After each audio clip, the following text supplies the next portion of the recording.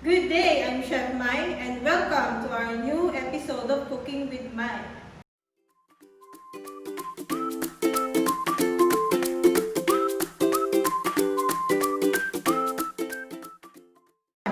I'm about to make a clubhouse sandwich. Do you like sandwiches too? Come, prepare your ingredients and join me in creating one. But first, we need to get our ingredients. Take a look at our ingredients for our clubhouse sandwich. We have bread, mayonnaise, bacon, sliced ham, egg, lettuce, cucumber, tomato, and cheese. Before we start, let us wash our hands.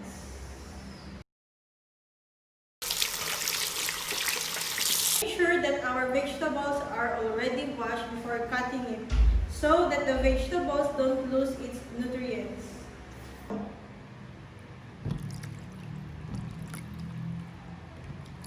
Now we are ready to cut our vegetables for our clubhouse sandwich.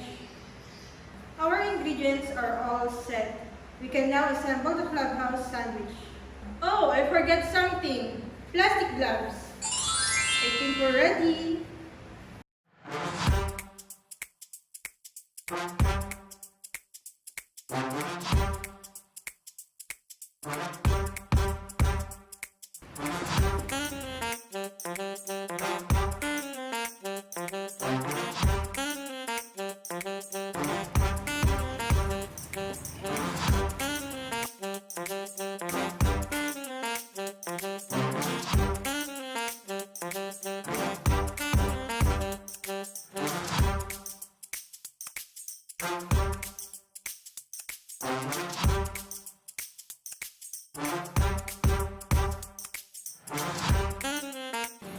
Lay the slices of bread out in a row on a clean surface when you're done toasting.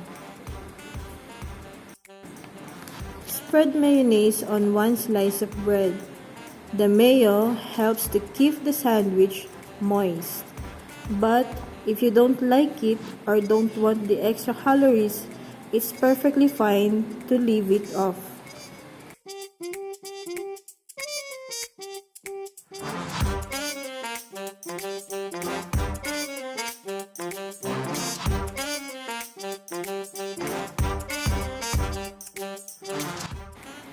Layer the sliced ham and bacon on top of the bottom slice of bread.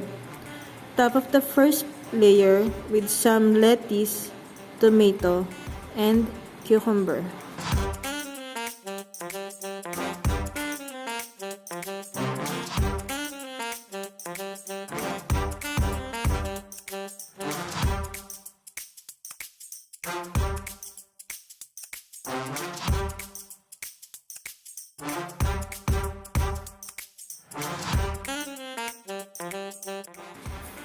Add another slice of bread and mayo.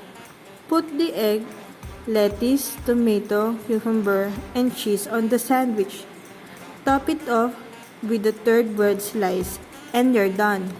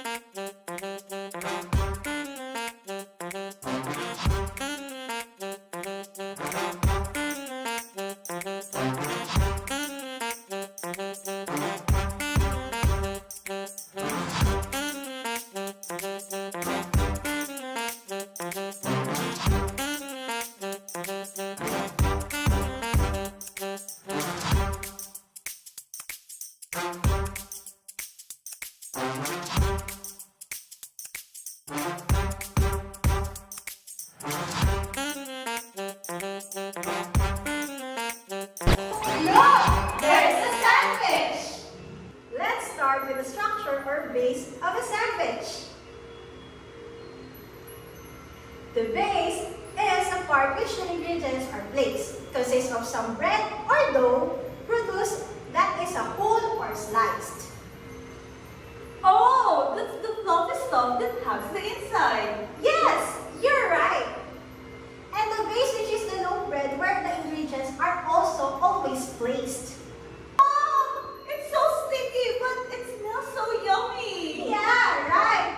It's sticky. What are you doing in there?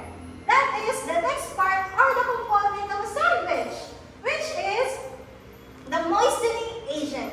It's moisture and it's sticky. That's why it's called mayo or the one of the most popular, which is mustard, ketchup, and mayo.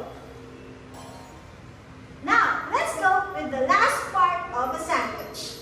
Oh, there's meat and vegetables. Yes, that is the last component of a sandwich that is called filling. So we can add a lot of fillings as we can. Yes, you can add as lot as you want, or you can add some meat, cold cuts, hot meats, vegetables, fruits, anything that you want. We can add also some cheese. Gooey, gooey. Oh, a sandwich has three components, but there's a lot to offer. Yes, exactly. Sandwich most of the time are good, complete meal of the day. Sandwich in general have carbs or carbohydrates, protein, and vegetable. It's a whole good meal. So, a sandwich is a very healthy meal. Awesome! Awesome! Yes, because it has meat, carbs, and vegetable in it in one bite. There's something wrong in my sandwich. Wait, these are my friends. How you guys doing? We're doing fine. We saw your yummy sandwich. That's why we're here. We also discussed the three basic components of sandwich. That's great. And whom do you talk with? With them! Oh, I think I forgot the second component of a sandwich. Oh, Don't worry, we are going to recall the basic components of a sandwich with them.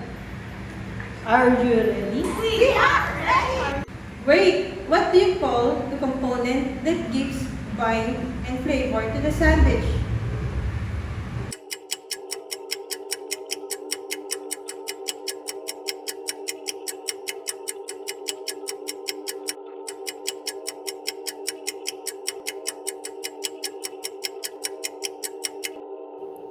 It is the moistening agent.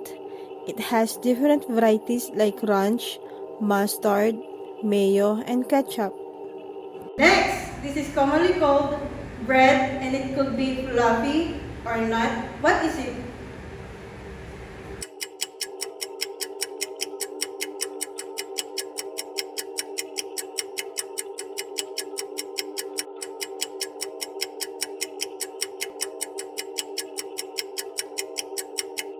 You're right. It is the structure or the base of a sandwich. It is also the common carbohydrates part of a sandwich. Okay. Lastly, what do you call the components that you can fill the sandwich with it?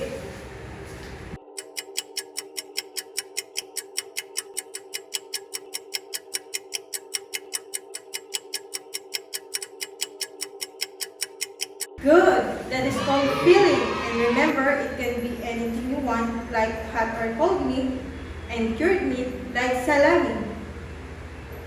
The filling is also the source of protein of the sandwich. Awesome! Now, you know the basic components. You can now make your own sandwich. Oops! I think we all are hungry, but you guys climbed up already on my sandwich. Oh, sorry.